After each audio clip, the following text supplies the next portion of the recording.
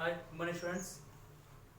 Today we discuss about the chapter 3. Chapter 3 is Indus civilization. Students, already we discussed about the important civilizations of the world in first PUC. Last year we discussed about the some important civilizations like Egypt civilization, Mesopotamian civilization, Chinese civilization, Greek and Roman civilization, and also we know about the meaning of civilization. Once again I repeat it, the word civilization is derived from Latin word civils, it means city or city states. The word civilization is derived from Latin word, it means civils, city or city states. ವಿದ್ಯಾರ್ಥಿಗಳೇ, ಇದನ್ನ ನಾವು ಮೂರನೇ ಅಧ್ಯಾಯವನ್ನು ತಿಳಿದುಕೊಳ್ಳೋಣ. ಮೂರನೇ ಅಧ್ಯಾಯ ಯಾವುದು ಅಂದ್ರೆ ಸಿಂಧು ನಾಗರಿಕತೆ.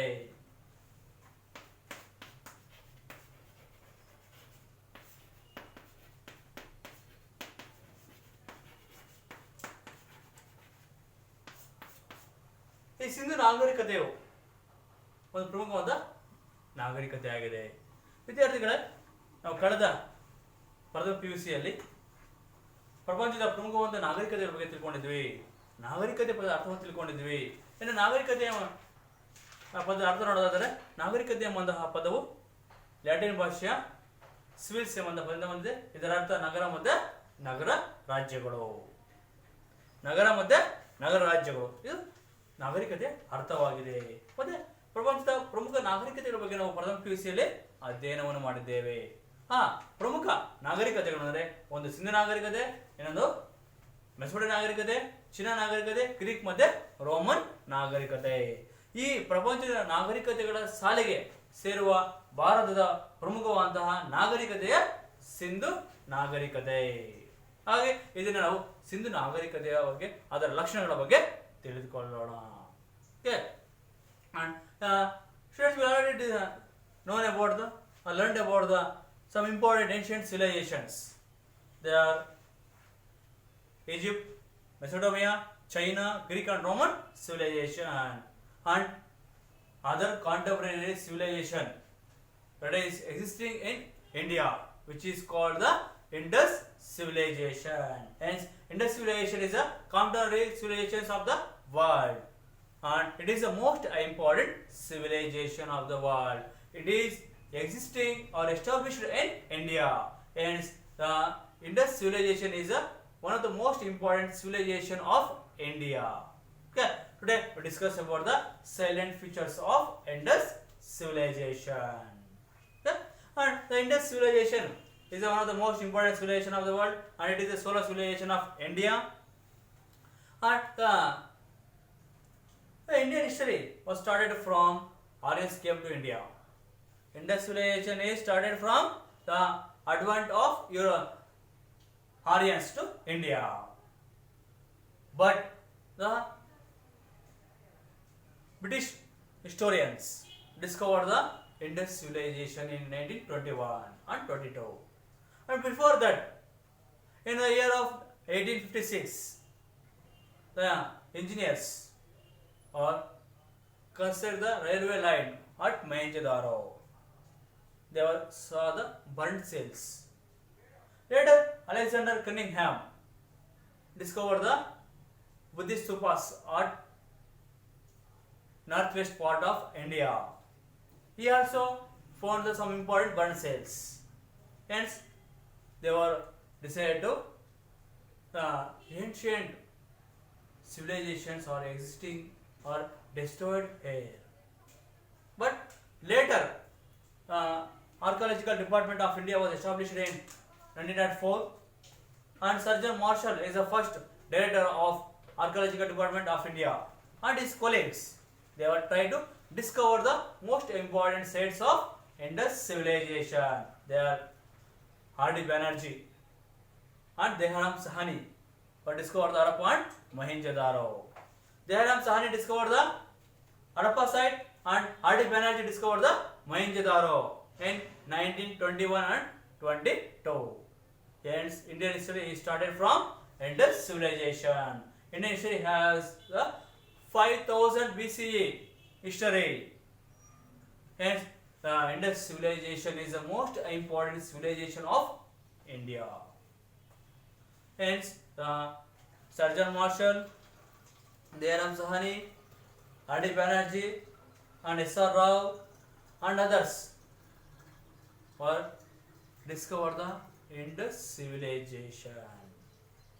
It is the most important civilization of India. ಈ ಸಿಂಧು ನಾಗರಿಕತೆ ಭಾರತದ ಒಂದು ಪ್ರಮುಖವಾದ ನಾಗರಿಕತೆ ಆಗಿದೆ. ಈ ಸಿಂಧು ನಾಗರಿಕತೆಯು ಭಾರತದ ಪ್ರಪಂಚದ ಒಂದು ಪ್ರಮುಖವಾದ ನಾಗರಿಕತೆ ಆಗಿದೆ. ಭಾರತದ ಇತಿಹಾಸವು ಪ್ರಾರಂಭದಲ್ಲಿ ಆರ್ಯರ ಆಗಮನದೊಂದಿಗೆ ಆರಂಭ ಆಗ್ತಾ ಇತ್ತು. ಭಾರತದ ಇತಿಹಾಸ ಪ್ರಾರಂಭ ಆಗ್ತಾ ಇದ್ದು ಆರ್ಯರ ಆಗಮನದೊಂದಿಗೆ. ಆದರೆ ಯಾವಾಗ ಬ್ರಿಟಿಷ್ ವಿದ್ವಾಂಸರುಗಳು, ಬ್ರಿಟಿಷ್ ಇತಿಹಾಸಕಾರರು ಒಂದು ನಾಗರಿಕತೆ ಅಂದ್ರೆ ಸಿಂಧು ನಾಗರಿಕತೆಯನ್ನು ಅನ್ವೇಷಣೆ ಮಾಡಿದ್ರು, ಆಗಿನಿಂದ ಭಾರತದ ಇತಿಹಾಸವು ಸಿಂಧು ನಾಗರಿಕತೆಯಿಂದ ಪ್ರಾರಂಭ ಆಗುತ್ತೆ. ಹಾಗಾಗಿ ಈ ನಾಗರಿಕತೆಯ ಸಂಶೋಧನೆಯಿಂದಾಗಿ ಭಾರತದ ಇತಿಹಾಸ ಸುಮಾರು 5000 ಸಾಮಾನ್ಯ ಪೂರ್ವದ ಇತಿಹಾಸವನ್ನು ಹೊಂದುತ್ತೆ.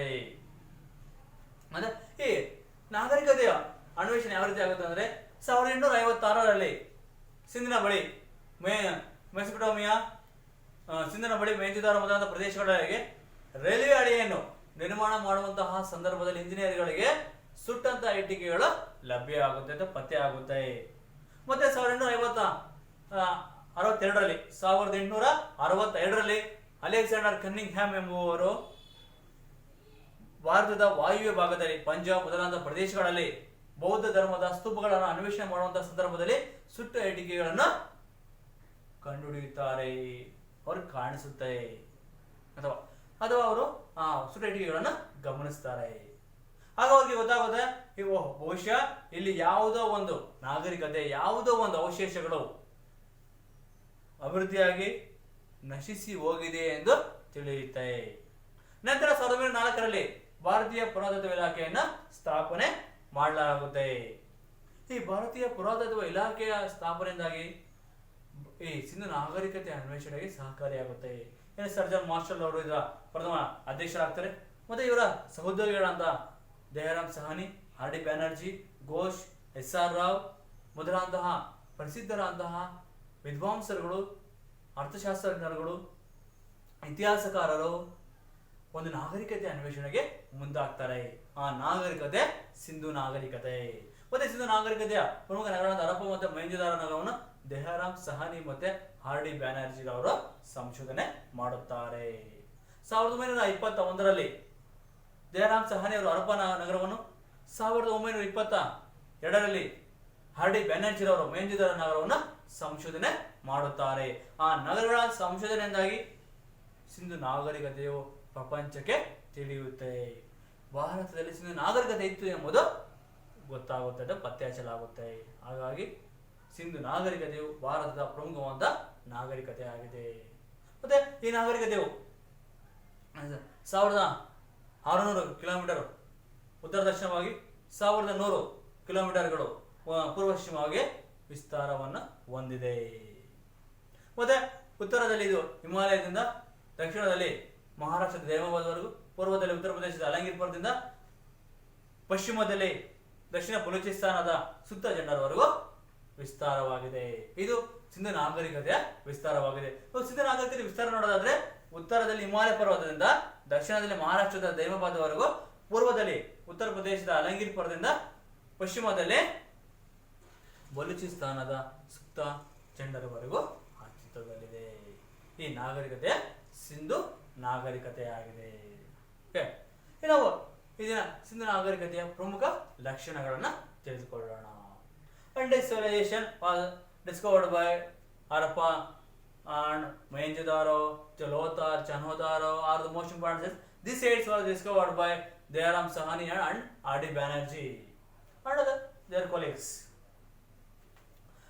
These like Harappa and Mohenjo-daro are the two important sites of Indus civilization. And this civilization was existing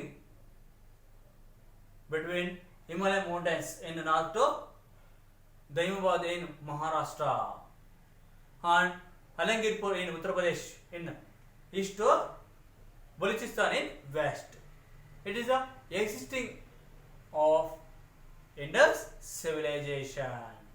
And today we discuss about the silent features of Indus civilization.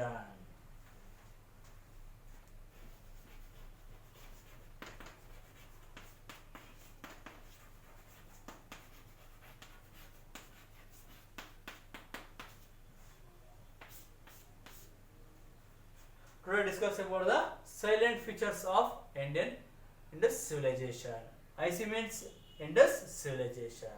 ಇದನ್ನು ನಾವು ಸಿಂಧು ನಾಗರಿಕತೆಯ ಪ್ರಮುಖವಾದ ಲಕ್ಷಣಗಳ ಬಗ್ಗೆ ತಿಳಿದುಕೊಳ್ಳೋಣ. ಮೊದಲಾಗಿ ಸಿಂಧು ನಾಗರಿಕತೆಯು ಪ್ರಪಂಚದ ಅತ್ಯಂತ ಪ್ರಮುಖವಾದ ನಾಗರಿಕತೆಯಾಗಿದೆ. Indus civilization is one of the most important civilization in the world. Why? Because Indus peoples were settled in cities. City civilization, city life or developed life was introduced by Indus peoples only. Hence, city life is the most important feature of Indus civilization. Sindhu ನಾಗರಿಕತೆಯು ಪ್ರಪಂಚದ ಅತ್ಯಂತ ಪ್ರಮುಖವಾದ ನಾಗರಿಕತೆಯಾಗಿದೆ. ಸಿಂಧು ನಾಗರಿಕತೆಯು ಪ್ರಪಂಚದಿಂದ ಪ್ರಮುಖವಾದ ನಾಗರಿಕತೆಯಾಗಿದೆ. ಯಾಕೆಂತಂದ್ರೆ ಪ್ರಪಂಚದಲ್ಲಿ ಮೊದಲ ಬಾರಿಗೆ ನಗರ ಜೀವನವನ್ನು ಅಳವಡಿಸಿಕೊಂಡಂತಹ ಅತ್ಯಂತ ಅಭಿವೃದ್ಧಿವಂತಹ ನಾಗರಿಕತೆಯನ್ನು ನಡೆಸಿದಂತಹ ಜನರೇ ಸಿಂಧೂ ಜನರು. ಈ ಸಿಂಧೂ ಜನರೇ ನಗರದಲ್ಲಿ ಮೊದಲ ಬಾರಿಗೆ ನೆಲೆಸಿರ್ತಾರೆ. ಹಾಗಾಗಿ ನಗರ ಜೀವನವನ್ನು ಪರಿಚಯಿಸಿದಂತಹ ನಾಗರಿಕತೆ ಸಿಂಧು ನಾಗರಿಕತೆ. ಹಾಗಾಗಿ ಸಿಂಧು ನಾಗರಿಕತೆಯು ಪ್ರಪಂಚದ ಅತ್ಯಂತ ಪ್ರಮುಖವಾದಂತಹ ನಾಗರಿಕತೆ ಆಗಿದೆ. ಹಾಗಾಗಿ ಸಿಂಧು ನಾಗರಿಕತೆಯ ಅತ್ಯಂತ ಪ್ರಮುಖ ಲಕ್ಷಣ ಅಂತಂದ್ರೆ ನಗರ ಯೋಜನೆ, town planning.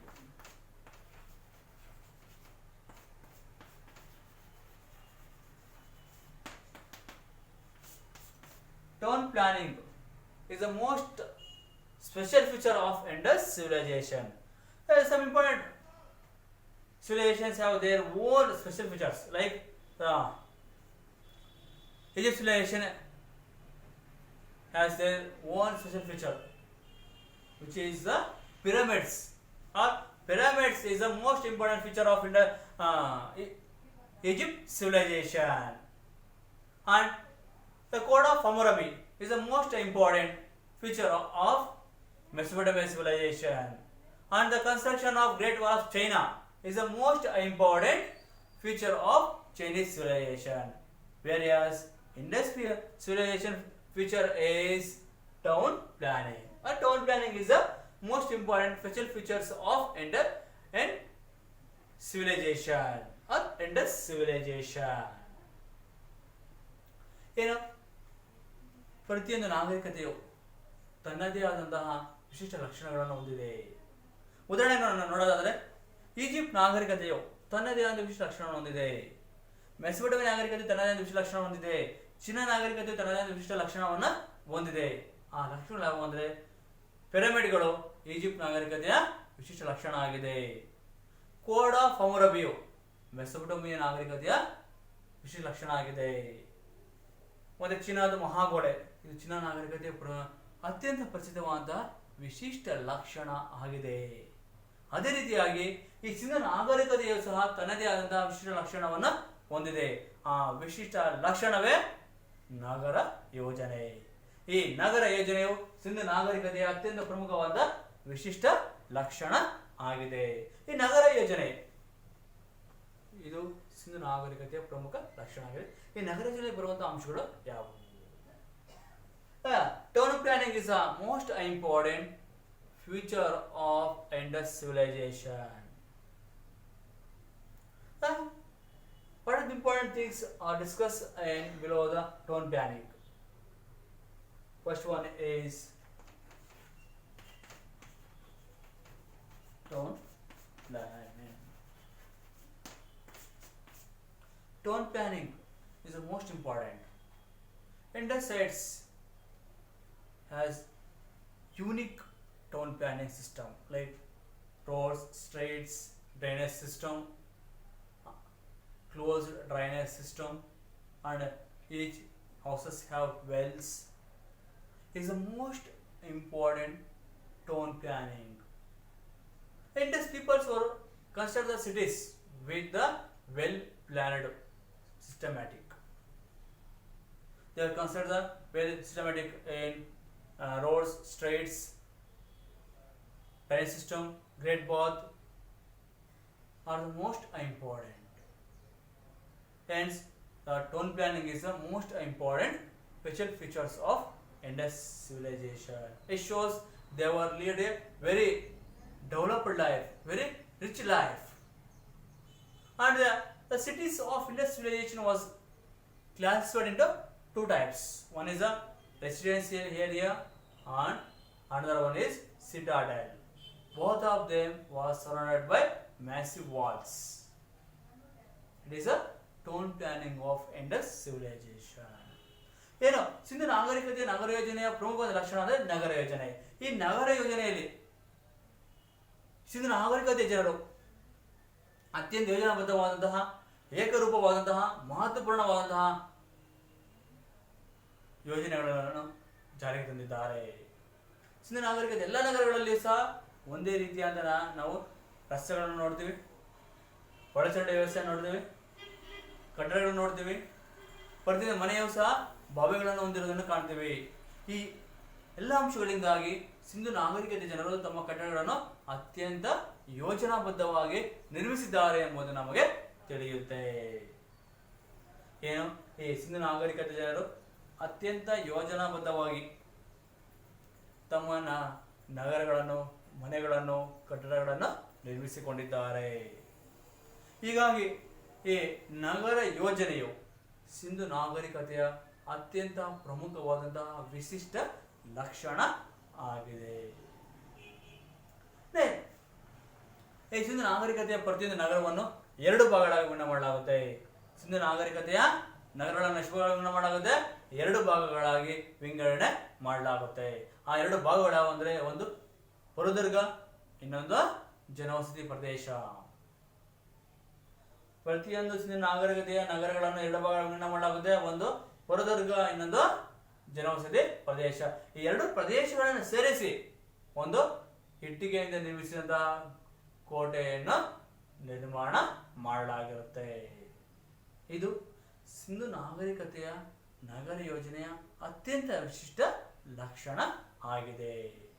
Next, streets.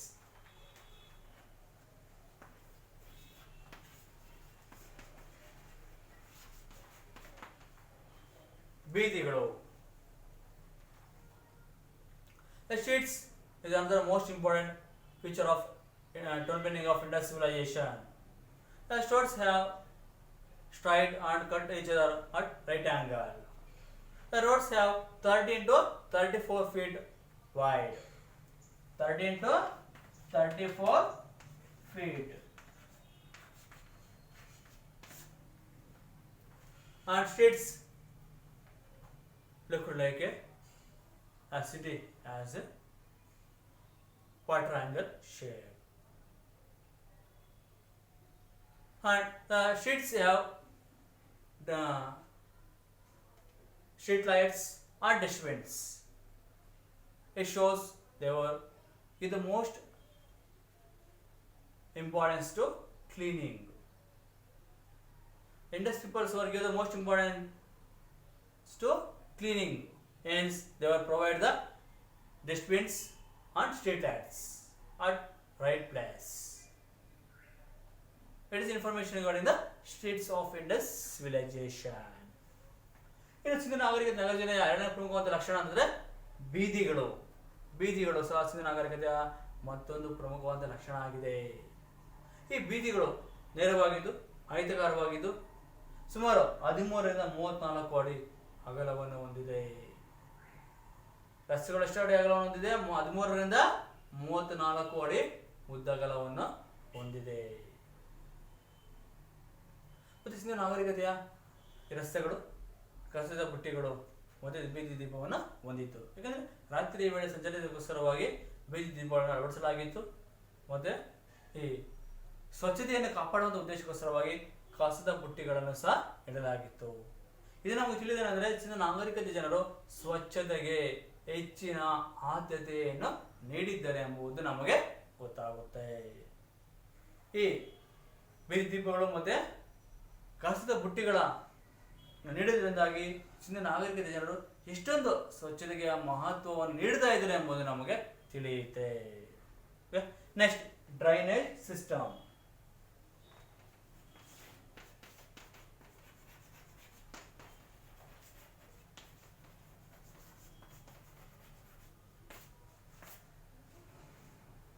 The drainage system is a unique feature of Indus civilization. Each houses have their own drainage on 6 feet, and this drainage connect with the public drainage. Each houses have their own drainage and 6 feet and well. This drainage connect to public drainage, and the drainage was completely closed, and they were provide the manuals for the cleaning and clearing purpose. Hence, the closed drainage system is an amazing feature of Indus civilization. ಇನ್ನು ಸಿಂಧೂ ನಾಗರಿಕತೆಯ ಮತ್ತೊಂದು ಪ್ರಮುಖವಾದ ಅತ್ಯಂತ ವಿಶಿಷ್ಟ ಲಕ್ಷಣವೇ ಒಳಚರಂಡಿ ವ್ಯವಸ್ಥೆ.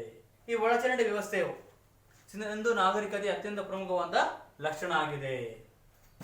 ಏನು, ಪ್ರತಿಯೊಂದು ಮನೆಯು ತನ್ನದೇ ಆದ ಒಳ ಚರಂಡಿ, ಇಂಗುಗುಂಡಿಗಳು ಮತ್ತು ಬಾವಿಗಳನ್ನು ಹೊಂದಿತ್ತು.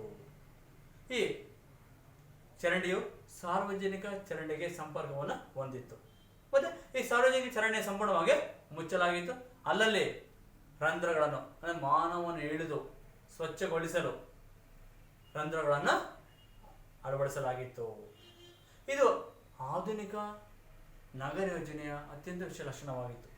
ಇಂದು ನಾವು ಮಹಾನಗರಗಳಲ್ಲಿ, ಎಲ್ಲ ನಗರಗಳಲ್ಲಿ ಸಹ ನಾವು ಈ ಒಳಚರಂಡಿ ವ್ಯವಸ್ಥೆಯನ್ನು ಕಾಣ್ತೀವಿ. ಇದೇ ರೀತಿಯಾದ ಯೋಜನೆಯನ್ನು ಸುಮಾರು ಸಾಮಾನ್ಯ ಶಕಪೂರ್ವ 3000 ವರ್ಷಗಳ ಹಿಂದೆ ಸಿಂಧೂ ನಾಗರಿಕತೆಯ ಜನರು ಅಳವಡಿಸಿಕೊಂಡಿದ್ದರು. ಅಂದರೆ ಅವರು ಎಷ್ಟೊಂದು ನಗರ ಯೋಜನೆಗೆ, ಎಷ್ಟೊಂದು ವೈಜ್ಞಾನಿಕತೆಗೆ ಆದ್ಯತೆಯನ್ನು ನೀಡಿದ್ದಾರೆ ಎಂಬುದು ನಮಗೆ ಇದರಿಂದ ತಿಳಿಯುತ್ತೆ. ಮತ್ತೆ ಈ ಒಳಚರಂಡಿಗಳಿಗೆಲ್ಲೇ ರಂಧ್ರಗಳನ್ನು ಅಳವಡಿಸಲಾಗಿದ್ದು, ಈ ರಂಧ್ರಗಳ ಮೂಲಕ ಮಾನವನ ಹಿಡಿದು ಆ ಚರಂಡಿಯನ್ನು ಸ್ವಚ್ಛಗೊಳಿಸಲು ಸಹಕಾರಿಯಾಗ್ತಾ ಇತ್ತು. ಈ ರೀತಿಯಾದಂತಹ ಸ್ವಚ್ಛತೆಗೆ ಆದ್ಯತೆ ನೀಡಿದಂತಹ ಮತ್ತೊಂದು ಸಮಕಾಲೀನ ನಾಗರಿಕತೆ ಪ್ರಪಂಚದಲ್ಲಿ ಯಾವ ನಾಗರಿಕತೆಯೂ ಸಹ ಇಲ್ಲ. ಹಾಗೆ ಸಿಂಧೂ ನಾಗರಿಕತೆಯು ಅತ್ಯಂತ ಪ್ರಮುಖವಾದಂತಹ ನಗರ ನಾಗರಿಕತೆಯಾಗಿದೆ. ಹಾಗಾಗಿನೇ ಸಿಂಧೂ ನಾಗರಿಕತೆಯು ಪ್ರಪಂಚಕ್ಕೆ ನಗರ ಯೋಜನೆಯನ್ನು ಪರಿಚಯಿಸಿದ ನಾಗರಿಕತೆ ಎಂದು ಹೇಳುತ್ತೇವೆ. Next, great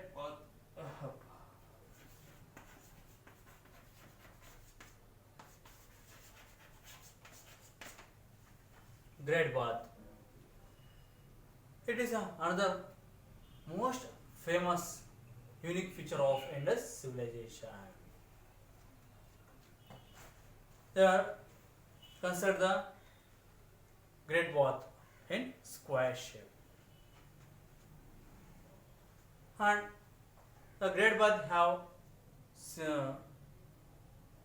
most important feature. A Great Bath have swimming pool. The swimming pool 39 feet wide, 23 feet height, and 8 feet deep.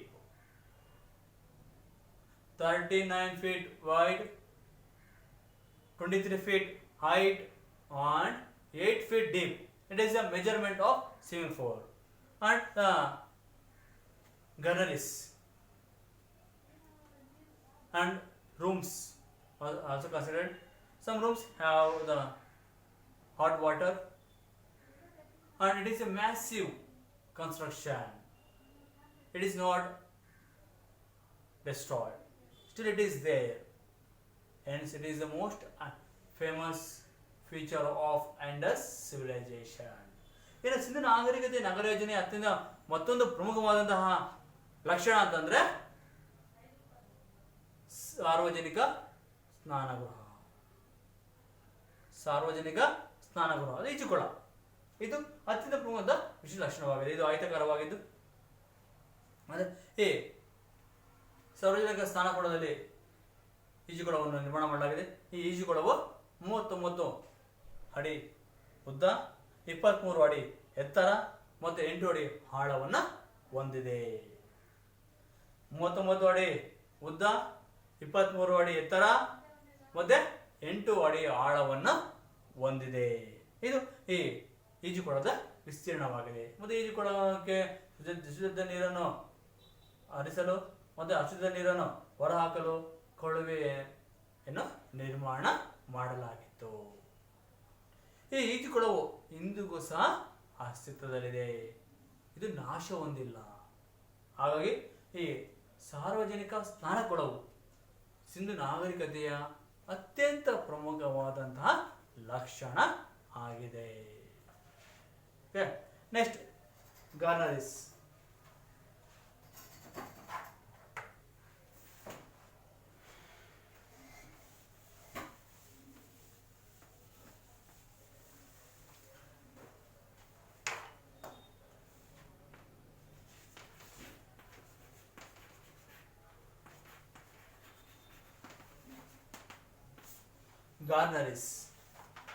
Gunneries like a cold storage.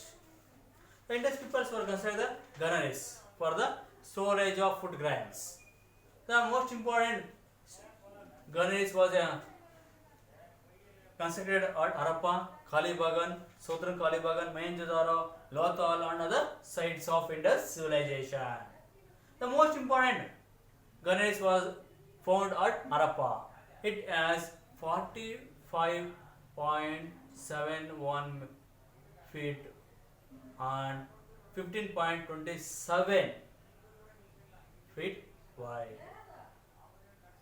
And Southern Kalibagan, Mohenjo-daro, Lothal also have the gunneries. It is a cold storage. The food grains were storage here, and the food grains were distributed at emergency time. Hence, the gunneries is another most important feature of Indus civilization. ಉಗ್ರಾಣಗಳು ಸಹ ಸಿಂಧು ನಾಗರಿಕತೆಯ ಪ್ರಮುಖವಾದಂತಹ ಲಕ್ಷಣ ಆಗಿದೆ. ಉಗ್ರಾಣಗಳು ಸಹ ಸಿಂಧು ನಾಗರಿಕತೆಯ ಪ್ರಮುಖವಾದಂತಹ ಲಕ್ಷಣ ಆಗಿದೆ. ಈ ಉಗ್ರಾಣಗಳಂತಂದ್ರೆ ದವಸ ಧಾನ್ಯಗಳನ್ನು ಸಂರಕ್ಷಣೆ ಮಾಡುವಂತ ಕಟ್ಟಡವಾಗಿದೆ. ನಾವೇನು ಕೋಲ್ಡ್ ಸ್ಟೋರೇಜ್ ಅಂತ ಕರಿತೀವಲ್ಲ, ಅಂತಹ ಒಂದು ದವಸ ಧಾನ್ಯಗಳ ಸಂಗ್ರಹಣ ಮಾಡುವಂತಹ ಕಟ್ಟಡಕ್ಕೆ ನಾವು ಉಗ್ರಾಣಗಳನ್ನು ಕರಿತೀವಿ. ಹರಪ್ಪ, ಮೊಹೆಂಜೊದಾರೋ, ದಕ್ಷಿಣ ಕಾಲಿಬಾಗನ್, ಲೋಥಲ್ ಮೊದಲಾದಂತಹ ಪ್ರದೇಶಗಳಲ್ಲಿ ನಾವು ಉಗ್ರಾಣಗಳನ್ನು ಕಾಣಬಹುದಾಗಿದೆ. ಅತ್ಯಂತ ಪ್ರಮುಖವಾದ ಒಂದು ಉಗ್ರಾಣವು ಹರಪ್ಪ ನಗರದಲ್ಲಿ ಸಂಶೋಧನೆ ಮಾಡಲಾಗಿದೆ. ಈ ಹರಪ್ಪದಲ್ಲಿ ದೊರೆತಿರುವಂತಹ ಉಗ್ರಾಣವು ಸುಮಾರು 45.71 ಮತ್ತೆ 15.21 ವಿಸ್ತೀರ್ಣವನ್ನು ಹೊಂದಿದೆ. ಈ ಉಗ್ರಾಣದ ಪ್ರಮುಖ ಉಪಯೋಗ ಅಂದ್ರೆ ಉಗ್ರಾಣಗಳಲ್ಲಿ ದವಸ ಧಾನ್ಯವನ್ನು ಸಂರಕ್ಷಣೆ ಮಾಡಲಾಗುತ್ತೆ. ಅವುಗಳನ್ನು ತುರ್ತು ಪರಿಸ್ಥಿತಿಯ ಸಂದರ್ಭದಲ್ಲಿ ಅಂದ್ರೆ ಬರಗಾಲ, ಕ್ಷಾಮ, ಭೂಕಂಪಗಳು, ಪ್ರವಾಹಗಳು ಆದಂತಹ ಸಂದರ್ಭದಲ್ಲಿ ಅವುಗಳನ್ನು ವಿತರಣೆ ಮಾಡಲಾಗುತ್ತೆ. ಹೀಗಾಗಿ ಈ ಉಗ್ರಾಣಗಳ ಸ್ಥಾಪನೆಯು ಸಹ ಸಿಂಧು ನಾಗರಿಕತೆಯ ಒಂದು ಪ್ರಮುಖವಾದ ಲಕ್ಷಣ ಆಗಿದೆ. Next, the last important town planning of Indus civilisation is buildings.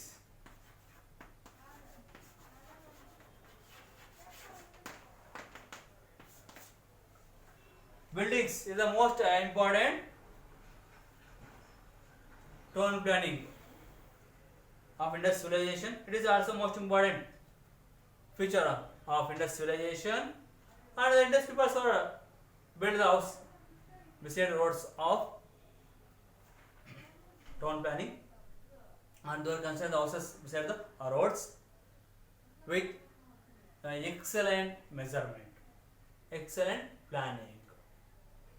And they will construct them more than one floor houses. Each houses have more than one rooms. And the houses was completely decorated with interior and outside. And each houses have well and the more rooms like prayer hall, kitchen, bedroom, hall, and it is completely decorated.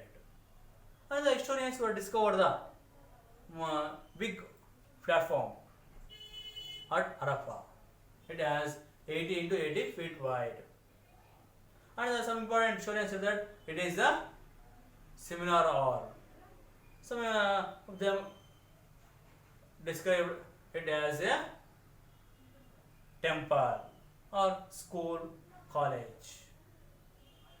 The historians were discovered the biggest platform at Harappa. And the Lothal is a dockyard. It is located at Gujarat. It shows they were carried the external trade with other contemporary civilizations. Okay, these are the most important feature of Indus civilization. It is the information regarding the town planning of Indus civilization. And the town planning, drainage system, straits, great bath, garneries and buildings are the most important feature of Indus civilization. ಇನ್ನು ಸಿಂಧು ನಾಗರಿಕತೆ ಜನರು ಕಟ್ಟಡಗಳನ್ನು ನಿರ್ಮಾಣ ಮಾಡಿದ್ರು.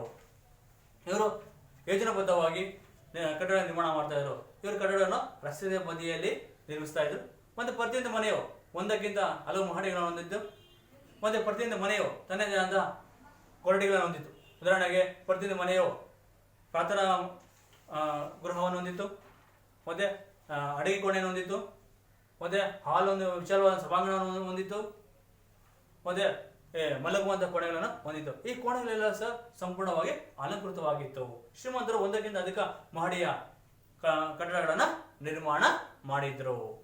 ಮತ್ತೆ ಜೊತೆಗೆ ಹರಪ್ಪ ನಗರದ ಇತಿಹಾಸಕಾರರು 80 ಅಡಿ ಇಂಟು 80 ಅಡಿ ಉದ್ದದ ಒಂದು ತಳಪಾಯವನ್ನು ಸಂಶೋಧನೆ ಮಾಡಿದ್ದಾರೆ. ಇದನ್ನು ಇತಿಹಾಸಕಾರರು ಹೇಳ್ತಾರೆ, ಇದು ದೇವಸ್ಥಾನ ಆಗಿತ್ತು, ಅಲ್ಲ ಸಭಾ ಮಂಟಪ ಆಗಿತ್ತು ಅಥವಾ ಕಾಲೇಜು ಆಗಿತ್ತು ಅಂತ ಸಹ ತಿಳಿಸಿದ್ದಾರೆ. ಏನಾದರೂ ಹರಪ್ಪದಲ್ಲಿ ಒಂದು ಬೃಹತ್ತಾದಂತಹ ಅಡಪಾಯವನ್ನು ಸಂಶೋಧನೆ ಮಾಡಿದ್ದಾರೆ. ಮತ್ತೆ ಲೋಥಾಲ್ ಇದು ಸಿಂಧು ನಾಗರಿಕತೆಯ ಅಡುಕಟ್ಟೆ ಆಗಿದೆ. ಇದು ಗುಜರಾತ್ ನಲ್ಲಿ ಸಂಶೋಧನೆ ಮಾಡಲಾಗಿದೆ.